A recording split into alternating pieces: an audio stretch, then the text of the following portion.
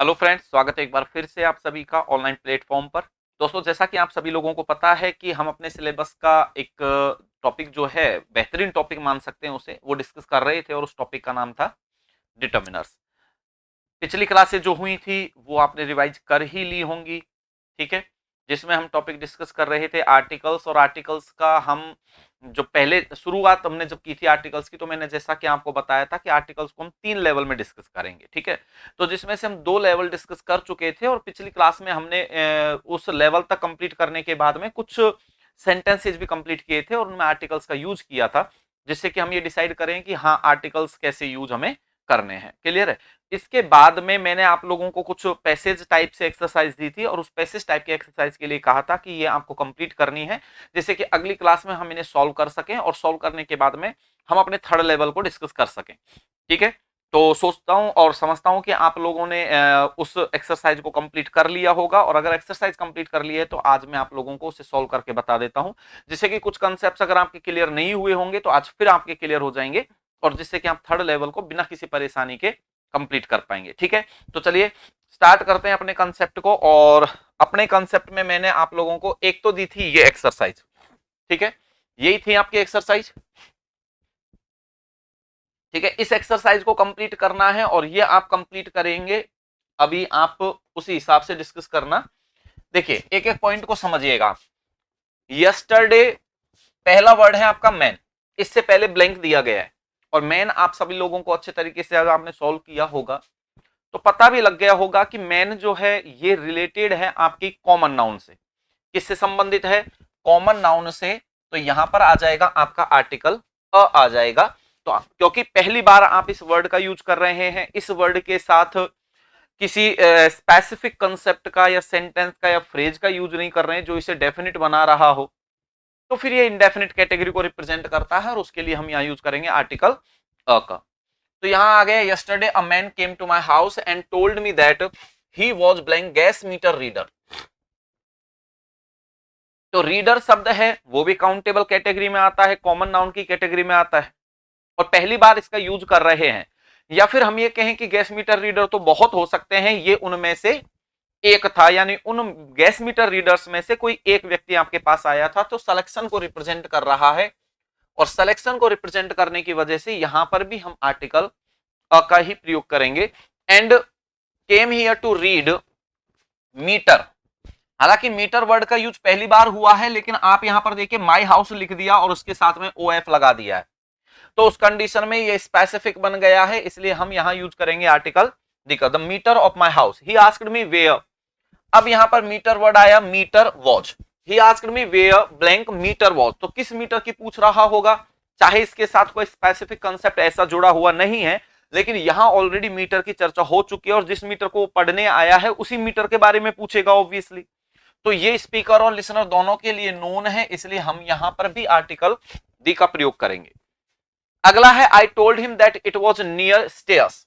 अब स्टेयर्स शब्द आ गया है, तो ये आप लोगों को पता है कि अपने आप में प्लूरल फॉर्म को रिप्रेजेंट करता है, और प्लूरल के साथ आर्टिकल अ और एन यूज होने की तो कोई कंडीशन है ही नहीं, वैसी आर्टिकल और एन तो यूज हो ही नहीं सकती।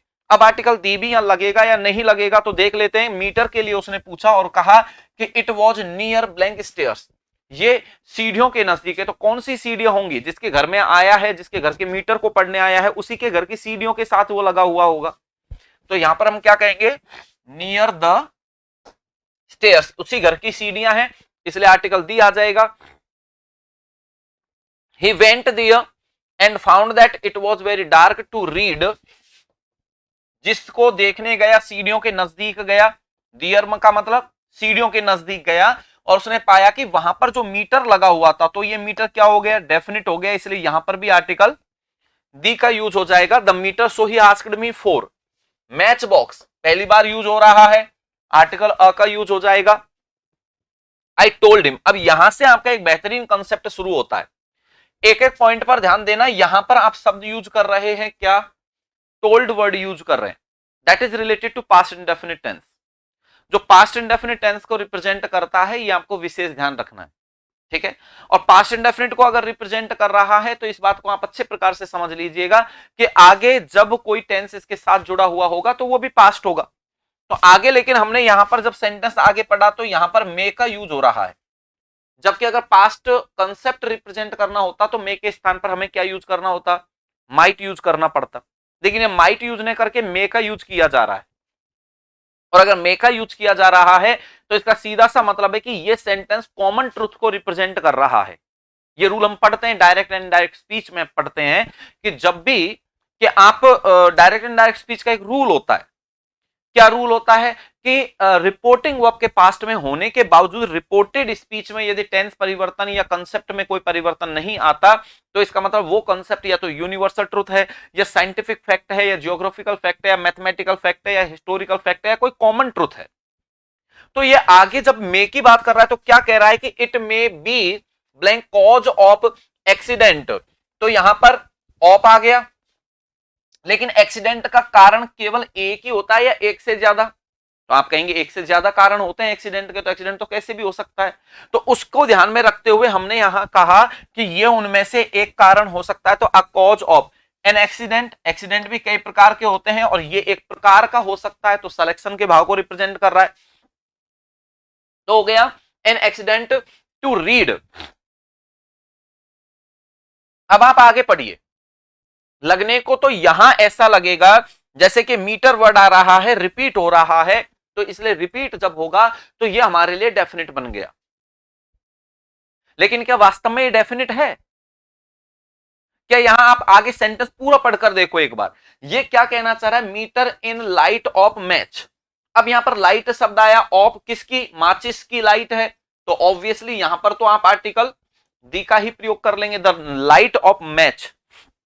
माचिस की लाइट में मीटर को पढ़ना एक्सीडेंट का एक कारण बन सकता है ना। तो आप मुझे बताएंगे कि क्या ये मीटर को स्पेसिफिक मीटर है कि किसी स्पेसिफिक गैस मीटर के नजदीक जब हम माचिस जलाएंगे तो ही एक्सीडेंट होगा, या फिर आप कहते हैं कि नहीं गैस मीटर तो कोई भी हो, गैस मीटर से, गैस सिलेंडर से, गैस के किसी भी इक्विपमेंट से तो आपको आग को दूर ही रखना चाहिए, चाहे वो कोई भी हो।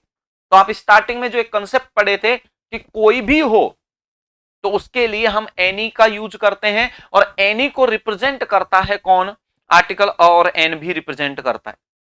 तो यहां पर हम कहते हैं कि किसी भी मीटर को किसी भी, अब इसमें भी यहां मैच से पहले क्या दे रखा है, ब्लैंक दे रखा है, तो मैच वर्ड भी क्या हुआ है, एक तरीके से रिपीट हो रहा है, तो हम क्या माने, यहां आर्टिकल दी लगा दे, नहीं, क्यों, क्योंकि हम ये नहीं कहना चाहते कि कोई स्पेसिफिक माचिस है, उस स्पेसिफिक माचिस की आग से अगर आप, या उसकी आग का प्रयोग अगर किसी स्पेसिफिक गैस मीटर के नजदीक करोगे तो ही आग लगेगी। यानी मेरे घर के मीटर के नजदीक मेरे द्वारा दी गई माचिस से तुम आग मत जलाओ, बाकी और किसी की दी हुई माचिस है तो उससे आग लगा दो, भले कोई दिक्कत नहीं है, या किसी मेरे द्वारा दी गई माचिस से किसी और के घर के गैस मीटर के नजदीक आग लगा दो, कोई दिक्कत नहीं है। ऐसा पॉसिबल है क्या? नहीं। तो आप कहना चाहते हैं कि किसी भी माचिस का प्रयोग कर लो, किसी भी गैस मीटर के नजदीक प्रयोग कर लो, तो एक्सीडेंट का खतरा तो होता ही है। और किसी की भी बात करते हैं तो यहां पर कोई डेफिनिट कंडीशन है या इनडेफिनिट कंडीशन है, कि ये तो अनिश्चित है, किसी भी गैस मीटर के साथ निश्चित नहीं है, तो सबके साथ क्या है, अप्लाई हो सकता है। तो ये इनडेफिनिट कंडीशन बताता है, और इनडेफिनिट कंडीशन में तो आर्टिकल भी कौन सा लगेगा, इंडेफिनिट लगेगा, और इंडेफिनिट होने की वजह से यहां पर भी आर्टिकल अ का यूज होगा, और यहां पर भी आर्टिकल अ का यूज होगा। किसी भी मीटर के नजदीक किसी भी मैच की माचिस की लाइट से अगर तुम वहां पर मीटर पढ़ने का प्रयास करते हो, रीडिंग पढ़ने का प्रयास करते हो, तो आग लगने का खतरा बना रहता है, और ये एक्सीडेंट का एक कारण बन सकता है। तो इसीलिए लास्ट में फिर क्या कहा उसने, सो आई गेव हिम टॉर्च, पहली बार यूज कर रहा है इसलिए उसने वहां पर यूज कर लिया अ टॉर्च। जहां तक मैं समझता हूं कि सिर्फ ये अ मीटर और अ मैच, इसको कह सकते हैं कंप्लीट करने में हो सकता है आपको दिक्कत हुई हो थोड़ी बहुत, लेकिन बाकी आपने शायद सही किए होंगे। और अब इसका कंसेप्ट भी मैं जहां तक समझता हूं आपको क्लियर हो गया होगा। अनिश्चितता को रिप्रेजेंट कर रहे हैं, ये निश्चितता को रिप्रेजेंट नहीं कर रहे हैं, और अनिश्चितता को रिप्रेजेंट कौन करता है, आर्टिकल अ या एन ही रिप्रेजेंट करते हैं। क्लियर कंसेप्ट, ये आपका कंप्लीट हुआ। तो आपने इसे कंप्लीट कर लिया, और आपने चेक भी कर लिए होंगे कितने आपके सही हुए कितने गलत हुए। अगला ये था हमारा, तो इसे कंप्लीट करो एक बार, देखें आप। Last week my brother went to Jaipur. Jaipur कौन सी नाउन है, प्रॉपर नाउन है, जिसके साथ बेवजह हम कभी कोई आर्टिकल नहीं लगाते, and stayed at, hotel common noun है, पहली बार आ रहा है, यानी और ये भी कह सकते हैं कि होटल कितने ही हो सकते हैं, उनमें से किसी एक में मेरा भाई रुका, तो ये भी सिलेक्शन को, इंडेफिनिट कंडीशन को रिप्रेजेंट कर रहा है. So we have to use article और an with that noun. So according to pronunciation we have to use article with this word hotel. उसके बाद में हमने कहा होटल वॉज नाइस होटल. तो कौन से होटल की बात कर रहे हैं? जिस होटल में भाई रुका. तो अब ये क्या हो गया हमारे लिए? डेफिनेट हो गया. तो हम लिखेंगे the hotel was nice hotel. ये क्वालिटी को बता रहा है. तो क्या नाइस होटल यही है दुनिया में, और कोई होटल नहीं है? ये सब और भी हो सकते हैं, ये उनमें से एक था. तो सिलेक्शन का भाव है, इसलिए आर्टिकल अ का यूज होगा. A nice hotel but my brother thought that it was cheap hotel. वही सिलेक्शन का भाव यहां आ रहा है. आर्टिकल आ जाएगा, फिर ब्लैंक है और फिर कह रहा है मैनेजर ऑफ होटल. कौन सा होटल? जहां भाई रुका, इसलिए आर्टिकल दी. और ये मैनेजर जो है वो किस होटल का है? जिस होटल में भाई रुका उसी का मैनेजर है. तो मैनेजर भी क्या हुआ? डेफिनेट हुआ. तो यहां पर भी आर्टिकल दी आएगा. Clear concept? अगला देखिए, that it was the manager of the hotel told him that it was beautiful hotel. वही सिलेक्शन का भाव है, क्वालिटी बता रहा है. तो क्वालिटी केवल एक से ही संबंधित नहीं है यहाँ. Beautiful hotel, nice hotel, cheap hotel और भी बहुत हो सकते हैं. ये उनमें से एक है या नहीं है, इस चीज को हम रिप्रेजेंट करना चाहते हैं. फिर कह रहा है my brother told him that last year he stayed at hotel. Last year एक किसी होटल में वो रुका. That was blank cheap hotel. तो यहां पर आ जाएगा अ चीप होटल, कि वो एक चीप होटल था, किसी एक होटल में रुका. अब यहां होटल वर्ड रिपीट तो हो रहा है, लेकिन अब जिस होटल में वो रुका इस बार उस होटल का जिक्र नहीं कर रहा है, बल्कि किसी अन्य होटल की बात कर रहा है. तो वही फर्स्ट टाइम मान लेंगे इसको, और फर्स्ट टाइम मानते हुए हम यहां आर्टिकल अ का यूज करेंगे. ठीक है? तो अ होटल. और वैसे भी आप इस कंडीशन को ऐसे भी मान सकते हैं कि होटल के साथ आर्टिकल अ क्यों लगाया, क्योंकि वो मैनेजर से चर्चा कर रहा है कि पिछले साल मैं एक होटल में रुका था. तो मैनेजर को उस अब वाले होटल वाले मैनेजर को पता था किस होटल में रुका था ये भाई? नहीं पता था. तो यानी वही रूल लग जाएगा कि जब लिसनर के लिए कैसी हो, नाउन अननोन होती है, तो वो डेफिनेट नहीं बन पाती, और डेफिनेट नहीं बन पाती तो आर्टिकल और एन का यूज हम करते हैं. क्लियर? तो इसलिए भी आर्टिकल अ लगाया. फिर हम कहेंगे वापस से मैनेजर से बात कर रहा है, जिससे उसकी बात कर रहे हैं. तो the manager told him that it was not. अब ध्यान देने की जरूरत है, ब्लैंक है और फिर कह रहा है चीप होटल. यहां विशेषता तो बता रहा है, और चीप होटल बहुत हो सकते हैं, ये उनमें से एक है या नहीं है, ये बात तो है ही. लेकिन हम कह रहे हैं चीप होटल. आगे उसने एक condition they the, way he stayed last year, जिसमें वो पिछले साल रुका था, उसकी बात कर रहा है. तो एक सेंटेंस का यूज करते हुए उसने इस वर्ड को क्या बना दिया? डेफिनिट बना दिया. और डेफिनिट बनाने की वजह से we have to use article the in this blank. तो इस सेंटेंस के ब्लैंक में आप किसका यूज करेंगे? आर्टिकल दी का यूज करेंगे, क्योंकि वो कहना चाहते हैं भैया जिस होटल में तुम पिछले साल रुके थे ना, ये वो होटल नहीं है. तो इसलिए ये अलग होटल है, वो अलग होटल है, और सबको एक तरीके से आप इस तरीके से तुलना मत कीजिए, वो ये कहना चाह रहे थे. तो ये आपके एक्सरसाइज का कंसेप्ट है. एक बार इसमें मैच कर लीजिए, और जो गलतियां हुई हैं उन्हें एक बार सही कर लीजिए, और फिर बताइए क्या गलती हुई क्या नहीं हुई.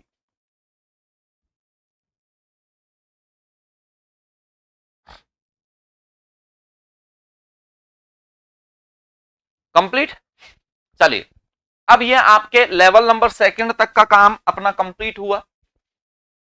लेवल नंबर सेकंड तक हमने रूल्स भी कंप्लीट कर लिए, उसकी एक्सरसाइज भी खूब अच्छे से कंप्लीट कर ली है. और अब बारी है हमारे रूल नंबर या कहें लेवल नंबर थर्ड की.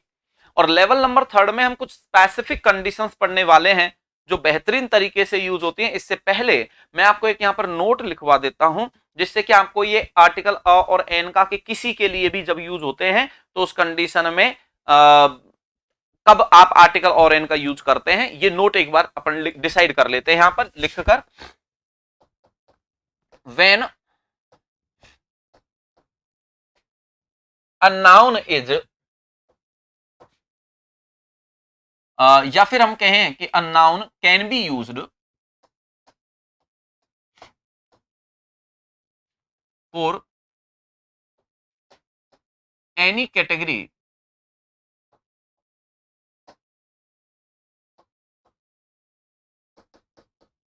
आर्टिकल अ और an is used with it, यानी जब कभी भी किसी नाउन का प्रयोग किसी भी कैटेगरी को रिप्रेजेंट करे कि कोई भी हो सकती है, that noun is called indefinite and with indefinite noun we have to use article a और एन, यानी कोई भी किसी भी नाउन की बात आप कर सकते हैं, यानी हर एक के लिए ईच एंड एवरी नाउन के लिए जब आप यूज करते हैं तो वहां पर भी आर्टिकल अ और एन का यूज करेंगे। Clear concept. चलिए अब लेवल नंबर 3 में हम आगे बढ़ते हैं और इसमें मैं यहां मेंशन करवा देता हूं आपको कुछ, पहले तो ये लिख लेते हैं हम स्पेशल रूल्स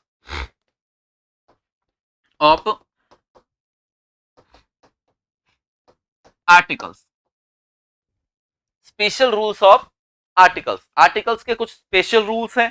क्या रूल्स हैं, तरीके से आप समझिएगा, बेहतरीन तरीके से आपको डिस्कस करना है, समझिए आप। इसमें आपके पहले है रूल नंबर फर्स्ट, और rule number first that is related to superlative degree. पहले मैं समझा दूं आपको एक बार, रूल नंबर फर्स्ट जो होगा आपका सुपरलेटिव डिग्री से संबंधित होगा। क्यों होगा, इसका कारण है कि ज्यादातर समय हमें यह कहा जाता है कि सुपरलेटिव डिग्री जब भी आती है सेंटेंस में we have to use article the with this degree, यानी कभी भी किसी सेंटेंस में जब सुपरलेटिव डिग्री आ जाए तो आपको सुपरलेटिव डिग्री के साथ आर्टिकल दी लगाना पड़ता है। लेकिन क्या वास्तव में सच है या कुछ और भी इसके साथ जुड़ा हुआ कंसेप्ट है, तो उसे हम पॉइंट वाइज यहां पर डिस्कस कर लेते हैं। तो पहले तो इस पॉइंट को मैं यहां लिखवा देता हूं, आप देखिए वर्ड क्या यूज किए जा रहा है यहां पर, वही जनरली, और जनरली होने का तो मतलब है कि सामान्यतः ऐसा होता है, लेकिन इसमें कुछ ना कुछ पॉइंट्स एक्स्ट्रा भी छुपे रहते हैं। तो आप कहेंगे generally article the is used with superlative degree, यानी सुपरलेटिव डिग्री के साथ आप आर्टिकल दी का प्रयोग करते हैं। For example, Ram is the most intelligent student in our class. किसका यूज किया हमने यहां, आर्टिकल दी का, किसके साथ, सुपरलेटिव डिग्री के साथ। मोस्ट इंटेलिजेंट क्या है, सुपरलेटिव डिग्री है, और सुपरलेटिव डिग्री के साथ आपने किसका यूज किया यहां, आर्टिकल दी का यूज किया। तो हमारा रूल बना कि सामान्यतः हम सुपरलेटिव डिग्री के साथ आर्टिकल दी का प्रयोग करते हैं। लेकिन अब हम यहां पर आगे इसको एक बार कंप्लीट कर लेते हैं और लिखते हैं बट, लेकिन, लेकिन क्या, लेकिन कहता है पॉइंट ए कि if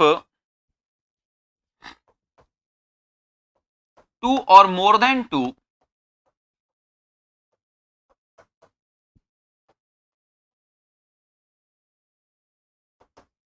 superlative degrees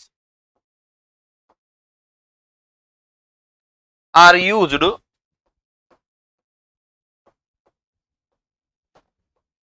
only for single unit or noun,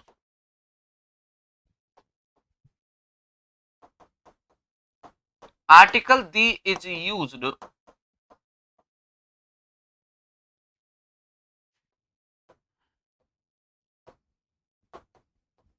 only with former or first noun or unit। इस रूल को एक बार पढ़िए और फिर समझने का प्रयास कीजिए, मैं समझा देता हूं। आप कहना चाह रहे हैं इफ टू और more than two superlative degrees are used only for single unit और नाउन। किसी भी वाक्य में दो या दो से अधिक सुपरलेटिव डिग्री यदि किसी एक नाउन या एक यूनिट को रिप्रेजेंट करती हैं, article the is used only with farmer और फर्स्ट नाउन और यूनिट। क्या आर्टिकल दी का प्रयोग केवल पहली नाउन जो होती है या पहली यूनिट जो होती है उसी के साथ लगती है। आर्टिकल दी का प्रयोग आप कर सकते हैं, बाकी के साथ, बाकी चाहे सुपरलेटिव डिग्री ही क्यों ना हो, तो आप आर्टिकल दी का प्रयोग नहीं करेंगे। क्या मतलब निकला इसका? किसी भी वाक्य में दो या दो से अधिक, लेकिन आनी चाहिए किसके लिए? सिंगल यूनिट के लिए या सिंगल नाउन के लिए। तो आप पहली के साथ आर्टिकल दी लगाओगे, बाकी और जो बाद के हैं उनके साथ आर्टिकल का प्रयोग नहीं किया जाएगा। कैसे समझिएगा इसको एग्जाम्पल के रूप में। जैसे कि एक एग्जाम्पल हम यहां लिखते हैं, Ram is the most intelligent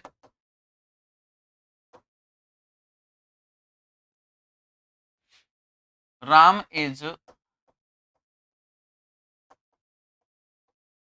bravest and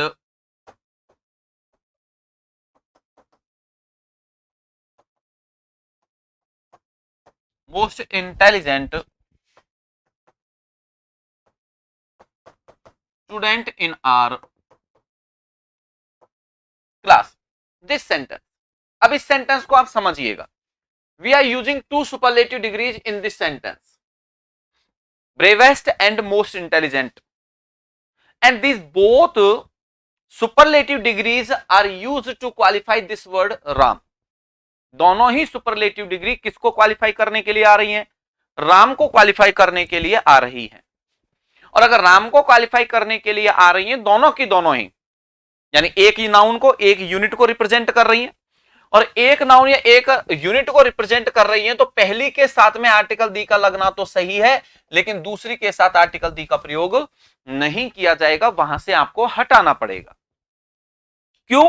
क्योंकि ये सिंगल यूनिट को रिप्रेजेंट कर रहा है, सिंगल नाउन को रिप्रेजेंट कर रहा है। अब सिंगल नाउन को तो इस सेंटेंस में रिप्रेजेंट कर दिया, लेकिन what mean about what is the mean of single unit, या ये सिंगल यूनिट का क्या मतलब है? तो सिंगल यूनिट का मतलब मैं आपको समझा दूं एक बार। यहां पहले एक वाक्य लिख लेते हैं हम। जैसे मैंने एक सेंटेंस आपको लिखकर बता दिया, Ram is the most intelligent and Sohan is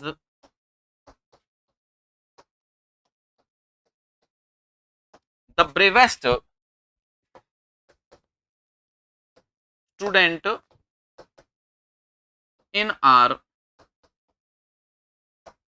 class. In this sentence we are using two superlative degrees, most intelligent and bravest। दो सुपरलेटिव डिग्री आ रही हैं, तो अभी जो हमने रूल लिखा था वो क्या यहां अप्लाई करना चाहिए? हमें अप्लाई करना चाहिए या नहीं चाहिए? तो आप कहेंगे सर इसमें तो नहीं होगा वो अप्लाई। क्यों नहीं होगा? क्योंकि यह मोस्ट इंटेलिजेंट है, ये कंसेप्ट क्वालिफाई कर रहा है किसको? राम को। और ब्रेवेस्ट वर्ड क्वालिफाई कर रहा है किसको? सोहन को। दो सुपरलेटिव डिग्री हैं तो सही, लेकिन दोनों ही अलग अलग नाउन को रिप्रेजेंट कर रही हैं, अलग अलग नाउन को क्वालिफाई कर रही हैं। और यही आपको ध्यान रखना है कि जब दो अलग अलग को क्वालिफाई करनी है तो ये रूल अप्लाई नहीं होगा। इसका मतलब यहां भी आर्टिकल दी का लगना सही है और यहां पर भी आर्टिकल दी का लगना सही है। लेकिन इसी सेंटेंस को मैं फिर से थोड़ा सा बदलकर और लिख देता हूं, Ram and Shyam are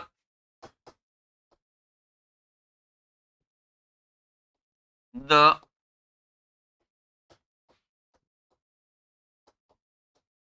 bravest and the most intelligent students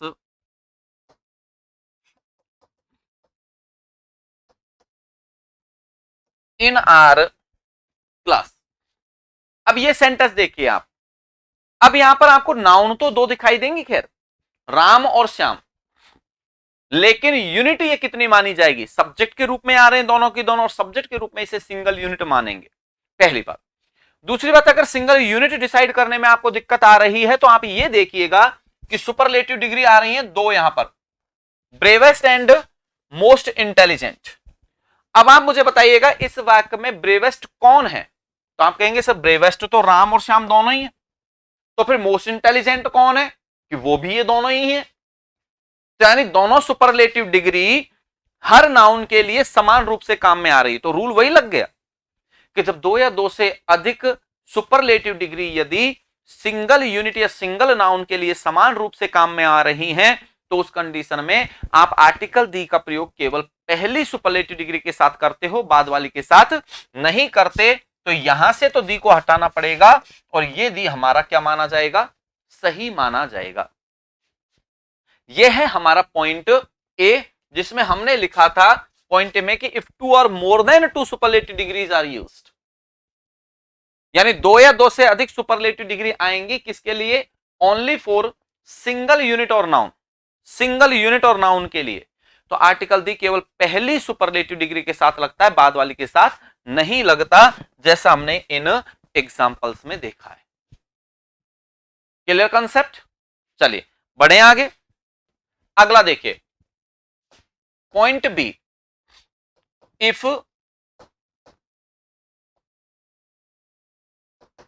superlative degree is used without a limit, superlative degree is used without a limit, इस लिमिट वर्ड को अंडरलाइन करके चलेंगे आप। यानी आप कभी भी देखिएगा सुपरलेटिव डिग्री है वो लिमिट के साथ दी जाती है हमेशा, लेकिन अगर किसी वाक्य में आप कहेंगे sir what is the mean of this limit, इस लिमिट का मतलब क्या है, तो वो मैं आपको बता देता हूं अभी कि विदाउट अ लिमिट, इस रूल को पूरा कर लेते हैं एक बार। Article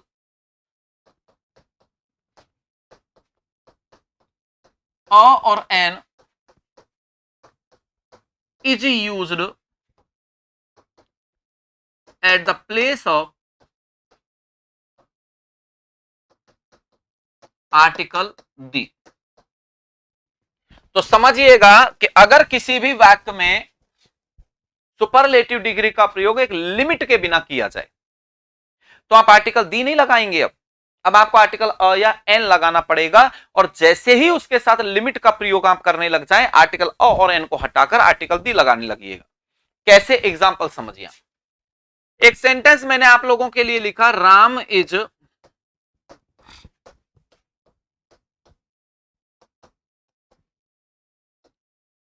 student in are class, और दूसरा हमने लिखा राम इज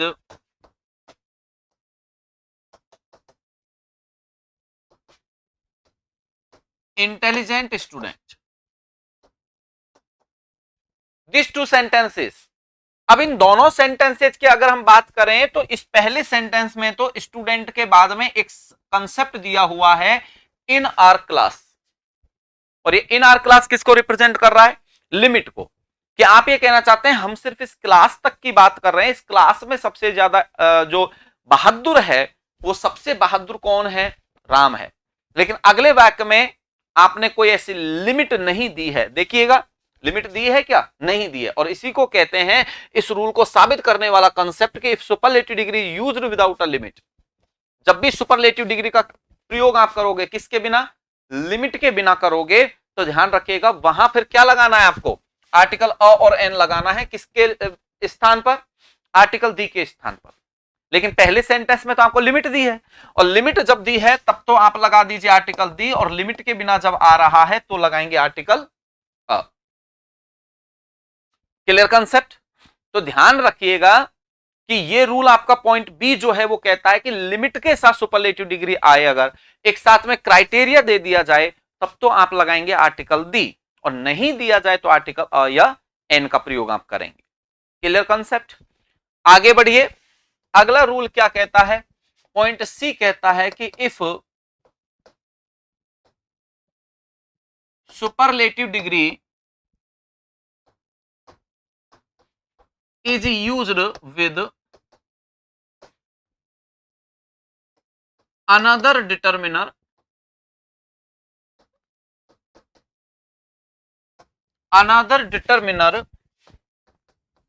except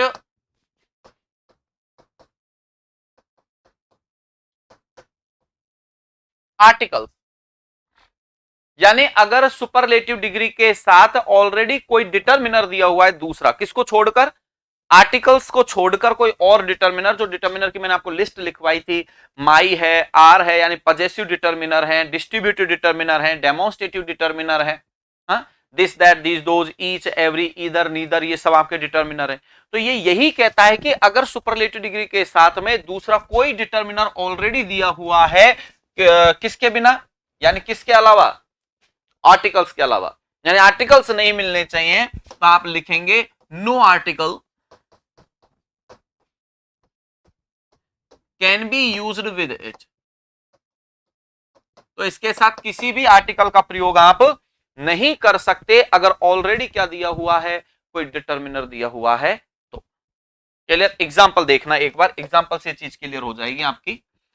जैसे कि आप सेंटेंस कई बार बोलते हैं ही इज माई और ब्लैंक देकर फिर कह देते हैं बेस्ट फ्रेंड। क्या कहा आपने, बेस्ट फ्रेंड। अब इस सेंटेंस में अगर हम बात करें तो best is related to superlative form, ये सुपरलेटिव फॉर्म है, सुपरलेटिव डिग्री है। इससे पहले ब्लैंक है और इससे पहले क्या है, माई। माई क्या है, पजेसिव डिटर्मिनर है ये।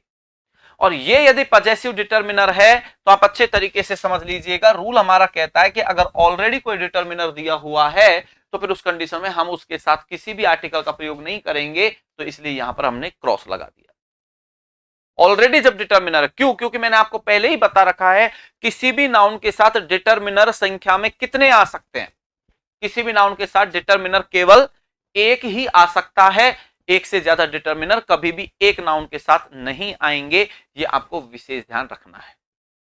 Clear concept. चलिए अगले पॉइंट पर बढ़ते हैं, पॉइंट डी। और पॉइंट डी कहता है if a superlative word, if a superlative word is used as an adverb, no article can be used with that degree, that degree। क्या कह रहा है कि अगर सुपरलेटिव वर्ड आए तो सही, लेकिन किसके रूप में आए, एडवर्ब के रूप में। लास्ट क्लास को याद कीजिए आप, पिछली क्लास में मैंने आपको बताया था कि एडवर्ब को हम कैसे डिसाइड करें कि यहां ये एडवर्ब का काम कर रहा है। पिछली क्लास में मैंने आपको प्रॉपर नाउन का कंसेप्ट जब डिस्कस करवाया था कि प्रॉपर नाउन के साथ हमेशा आर्टिकल दी नहीं आता, कुछ यूनिक प्रॉपर नाउन है उनके साथ आर्टिकल दी हमेशा नहीं आता, उसके साथ कंडीशन देखनी होगी। और वहां मैंने मार्स वर्ड के कंसेप्ट में आपको समझाया था कि WH वर्ड्स जो होते हैं हमारे कुछ, उनमें से कुछ तो नाउन को रिप्रेजेंट करते हैं और कुछ एडवर्ब को रिप्रेजेंट करते हैं। और जो नाउन को रिप्रेजेंट करता है तो वो तो आर्टिकल दी का एक कह सकते हैं कंसेप्ट बन जाता है, लेकिन जिस WH वर्ड से प्रश्न करने पर आंसर मिलता है फिर उसके साथ हम आर्टिकल नहीं लगाते, क्योंकि वो एडवर्ब का काम करता है। कुछ WH वर्ड्स ऐसे भी थे। तो एडवर्ब वाला कंसेप्ट जो है वो कैसा है, मैं आपको यहां पर लिखवा देता हूं एग्जाम्पल में।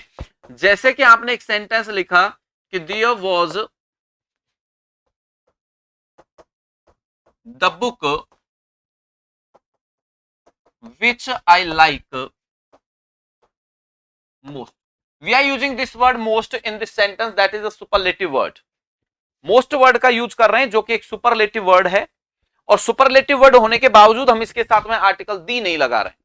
क्यों नहीं लगा रहे हैं, थोड़ा सा इस सेंटेंस को आप पढ़िएगा। आपने कहा किसी को जाकर के there was the book which I like, वहां वो किताब थी जिसे मैं पसंद करता हूं। आपने कहा अच्छा तुम पसंद करते हो, तो पसंद तो मैं भी करता हूं, तुम कितना पसंद करते हो, तो आपने कहा मैं बहुत ज्यादा पसंद करता हूं। In this sentence this word most is being used to qualify this word like, that is a verb, जो कि एक वर्ब है। इस वर्ब शब्द को या वर्ब संबंधित शब्द को क्वालिफाई करने के लिए इस वर्ड मोस्ट का यूज किया जा रहा है। And we all know that a verb that is used to qualify a verb is called adverb. So in this sentence this word most is being used to qualify this word verb, यानी ये word जो verb है उसको qualify कर रहा है। So in this sentence this word most is being used as an adverb. ये किसके रूप में आ रहा है, एडवर्ब के रूप में। यही तो हमारा रूल है कि जब भी कोई शब्द एडवर्ब के रूप में आता है तो उसके साथ कोई आर्टिकल हमें नहीं लगाना है। अब आप खुद बताइएगा कि हमें डायरेक्ट ये बता दिया जाए कि सुपरलेटिव डिग्री मिलने पर आप आर्टिकल दी यूज करेंगे, कहां तक सही है। तो आपको ध्यान देना है सुपरलेटिव डिग्री के साथ भी आप हमेशा आर्टिकल नहीं लगा सकते, वो डिपेंड करेगा किस पर, ऑब्वियसली सेंटेंस पर। तो ये है आपके सुपरलेटिव डिग्री के रूल्स। अब आगे बढ़ते हैं और अगला आपका rule number second, that is related to comparative degree, जो संबंधित है किससे भाई, कंपेरेटिव डिग्री से संबंधित है। ये आपको ध्यान रखना है, किससे संबंधित है, कंपेरेटिव डिग्री से। और कंपेरेटिव डिग्री क्या कहती है, हमारे यहां सामान्यतः एक रूल चलता है कि कंपेरेटिव डिग्री के साथ में हमें कोई आर्टिकल नहीं लगाना है, क्योंकि ज्यादातर सेंटेंस जब कंपेरेटिव डिग्री के बनते हैं तो हम वहां आर्टिकल दी नहीं लगाते या कहीं कोई भी आर्टिकल नहीं लगाते। लेकिन क्या ये रूल सही है पूरा, तो देख लेते हैं। लाइए इसे, हम यहां पर एक कंसेप्ट लिख रहे हैं कि generally articles are not used, articles are not used with a comparative degree,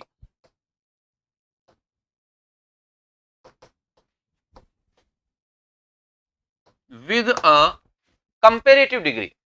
यानी सामान्यतः आपको मानकर चलना है कि कंपेरेटिव डिग्री के साथ में हम किसी भी आर्टिकल का प्रयोग नहीं करते।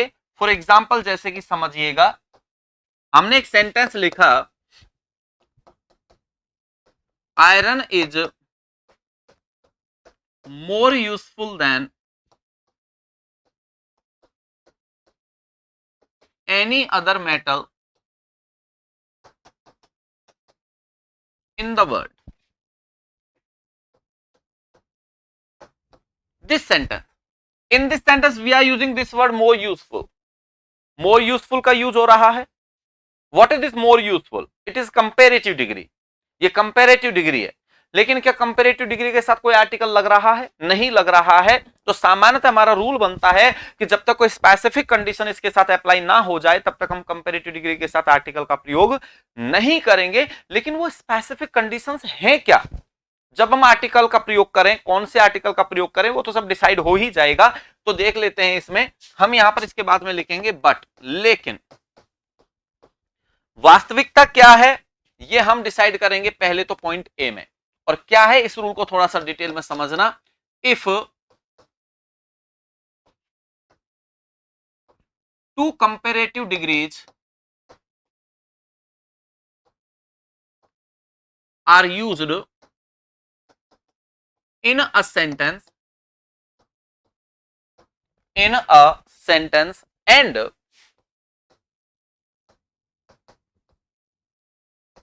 either of them is related to the result of another degree, result of another degree, article D is used with both degrees। तो आपने कहा कि आर्टिकल डी का यूज हम दोनों ही डिग्रीज के साथ में करेंगे। रूल क्या कह रहा है समझ लीजिए एक बार, मैं हिंदी में बता देता हूं। If two comparative degrees are used in a sentence, simple है बिल्कुल ये समझना, एक एक टुकड़े में आप समझिए इसे। अगर दो कंपेरेटिव डिग्री आपके दी हुई है किसमें, एक सेंटेंस में, यहां तक क्लियर है। अगर एक सेंटेंस में कितनी कंपेरेटिव डिग्री दी गई है, दो। एंड ईदर ऑफ देम, और उनमें से कोई एक, दोनों में से कोई एक। अब आप यहां वन ऑफ देम नहीं लगा सकते क्योंकि आप अच्छे तरीके से समझ लीजिए आगे, हालांकि आपका डिस्ट्रीब्यूटिव डिटर्मिनर आएगा वहां मैं समझाऊंगा, लेकिन इससे पहले भी मैं आपको कई बार बता चुका हूं कि जब दो की बात होती है तो हम ईदर और नीदर लगाते हैं, और दो से ज्यादा जब होते हैं तो वन या नन का प्रयोग होता है, ये आपको ध्यान रखना है। तो we are saying that either of them is related to the result of another degree, उनमें से कोई एक डिग्री दूसरी डिग्री का क्या रिप्रेजेंट करे, रिजल्ट रिप्रेजेंट करे, रिजल्ट को शो करे। Article the is used with both degrees, तो दोनों ही कंपेरेटिव डिग्रीज के साथ आर्टिकल दी लगता है भैया इस कंडीशन में। कहां तो हम कह रहे थे कि कंपेरेटिव डिग्री मिले तो कोई आर्टिकल नहीं लगेगा, लेकिन यहां तो दोनों ही कंपेरेटिव डिग्रीज के साथ आर्टिकल लगेगा। ये ध्यान रखिएगा, कैसे समझना इसे एग्जांपल से। बहुत से सेंटेंस आप बोलते हैं लाइफ में, जब आप कहेंगे more you eat more you get fat। एक सेंटेंस तो है ये, एक सेंटेंस है higher you go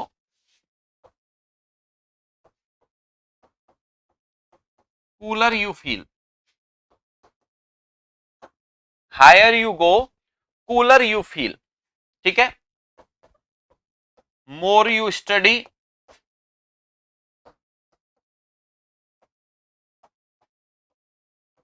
more you become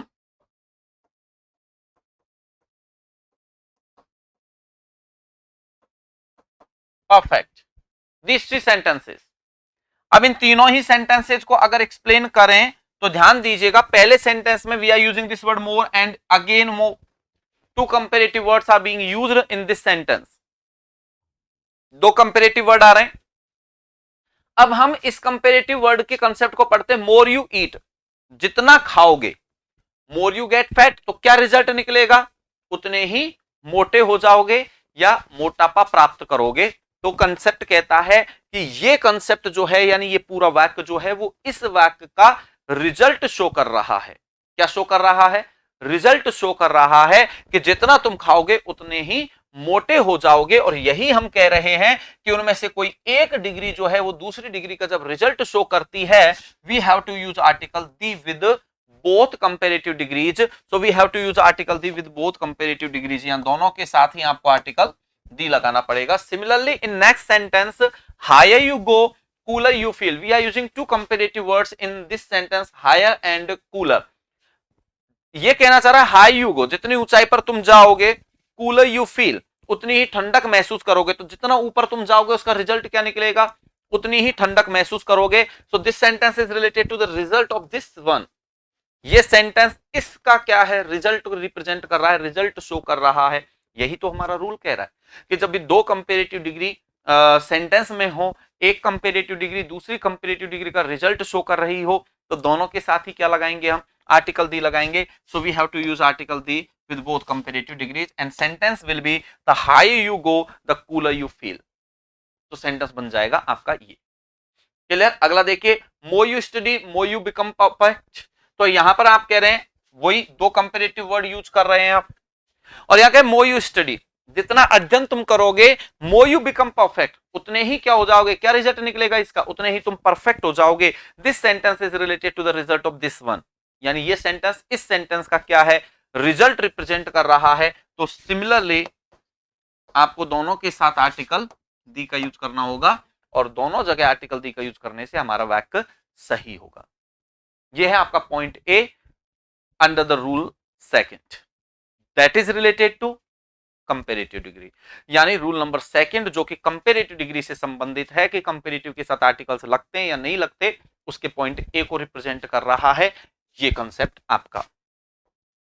बढ़ते हैं अपने पॉइंट बी की तरफ। अब समझिएगा आप, if a singular noun is used just after, इस शब्द को मत भूलना, सिर्फ आफ्टर नहीं लिखा है मैंने क्या लिखा है, just after a comparative word, a comparative word. तो आप कहेंगे आर्टिकल अ और an is used with, article a और an is used with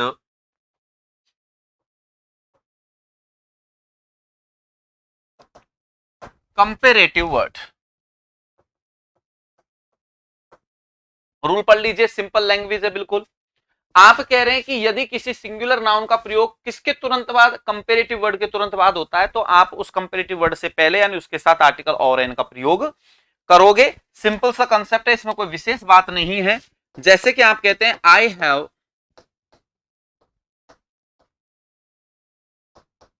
better car than that you have, this one. In this sentence we are using this word better that is related to comparative form, जो कि comparative form है better, and after it we are using this word car, that is a singular noun. ये car कौन सी noun है? Singular noun है। ये आप सबको दिख रहा है कौन सी नाउन है? सिंगुलर नाउन है। और हमारा रूल साबित हो जाता है, कंपेरेटिव वर्ड के तुरंत बाद यदि सिंगुलर नाउन आती है तो उस कंडीशन में आप आर्टिकल अ और एन का प्रयोग करोगे। According to pronunciation we have to use article a with this word. According to pronunciation, उच्चारण के आधार पर आपको इस वर्ड के साथ क्या लगाना पड़ेगा? आर्टिकल अ लगाना पड़ेगा। ये आपको विशेष ध्यान रखना है। Clear concept? ये है आपका पॉइंट बी। अब आप बढ़ेंगे इसके पॉइंट सी की तरफ। बहुत ही बेहतरीन रूल है आपका point C. If a sentence is related to the selection of a noun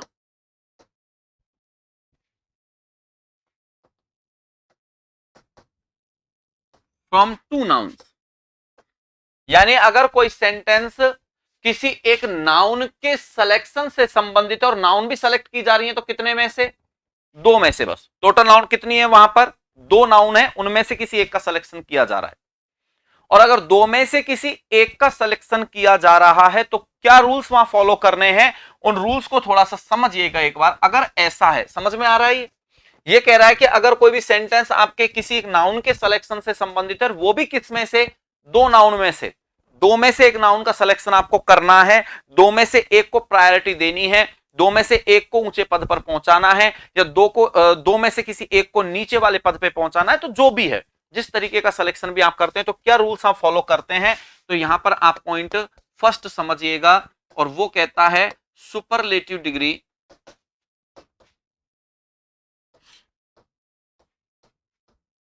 can not be used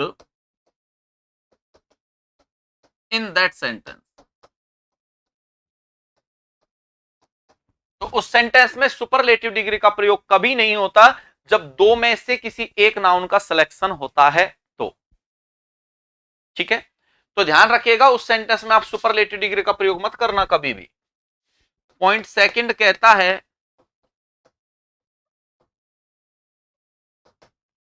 comparative degree is used in that sentence. उस सेंटेंस में किसका प्रयोग होता है? कंपेरेटिव डिग्री का प्रयोग होता है। सुपरलेटिव तो नहीं आएगी, तो सुपरलेटिव नहीं आएगी तो फिर कौन सी आएगी? ऑब्वियसली कंपेरेटिव डिग्री आएगी। पॉइंट थर्ड क्या कहता है? पॉइंट थर्ड कहता है article we must be used with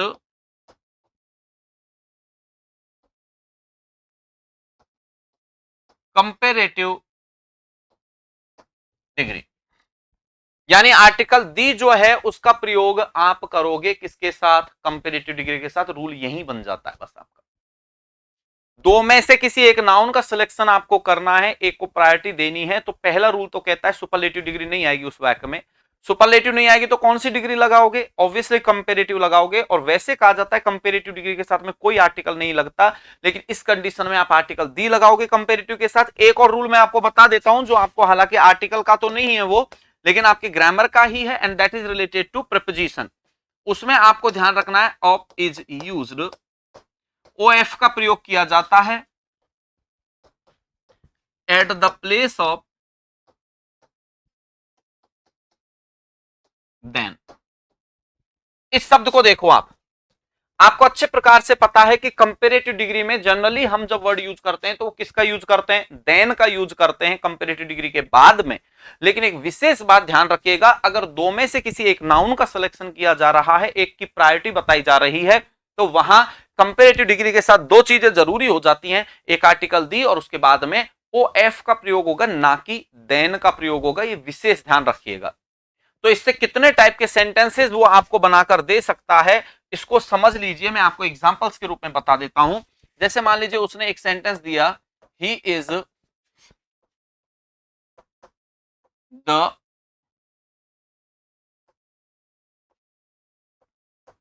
bravest of these 2 students. यहां पर आपको बात, अब इसमें तो सेंटेंस में स्पष्ट पता लग गया क्या दे रखा है, यहां 2 दे रखा है और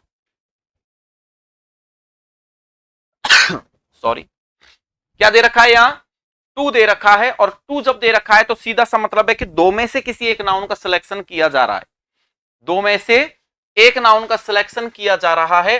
तो दो में से एक का सिलेक्शन हो रहा है तो सीधी सी बात है, पहला रूल ही हमारा यहां पर कंसेप्ट क्लियर हो जाता है कि सुपरलेटिव डिग्री नहीं आएगी। पहला कंसेप्ट क्लियर, तो ये यहां एरर आ गई। अब आपको इसको सुधारना है तो कैसे सुधारेंगे कि अगर सुपरलेटिव नहीं आ सकती तो फिर कौन सी आएगी इसके स्थान पर, ऑब्वियसली कंपेरेटिव डिग्री आएगी। तो यहां पर आप लगा देंगे ब्रेवर। साथ के साथ चेक कर लो बाकी रूल्स को भी, कंपेरेटिव तो आएगी, कंपेरेटिव के साथ आर्टिकल दी लगेगा और उसके बाद में देन ने लग के क्या लगेगा, ओएफ लगेगा। या फिर हो सकता है कि आपको वो सेंटेंस कुछ इस प्रकार से भी पूछ ले, he is braver of these 2 students, he is braver of these 2 students. ये सेंटेंस देखिए आप, he is braver of these 2 students, वही 2 की बात हो रही है। सुपरलेटिव नहीं आ सकती, कंपेरेटिव आती है तो कंपेरेटिव आ रही है, कोई दिक्कत नहीं है।